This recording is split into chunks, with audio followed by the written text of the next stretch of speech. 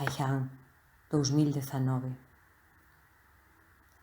Apenas se sostiña en pé despois da longa e accidentada travesía na embarcación coa que cruzaran o mar desde Nador.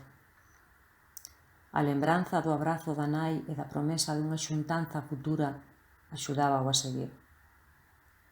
Case non podía manter o equilibrio mentres trataba de abandonar a praia sen ser detido pola garda costeira.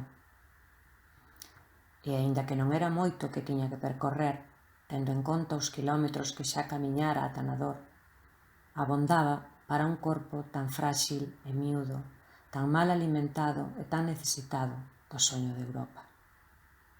Era só un rapaz que non cumprira os 20 anos e nunca saíra da súa pequena aldea no deserto do Sáhara.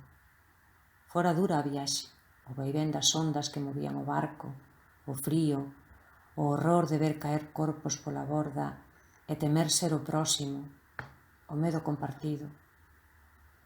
Custáralle xuntar os cartos que precisaba para pagar os que controlaban o tráfico de seres humanos movidos pola desesperación. E a súa era moita. Pero agora estaba ali. No peto cosido no interior do forro da cazadora, levaba os poucos cartos que lle quedaban e a dirección do seu curmán nalgún lugar do norte. A furgoneta que o transportaba lonxe da praia deixáballe ver un mundo ben distinto a aquel do que procedía. Un mundo no que el era tan só unha minúscula partícula de pó do deserto.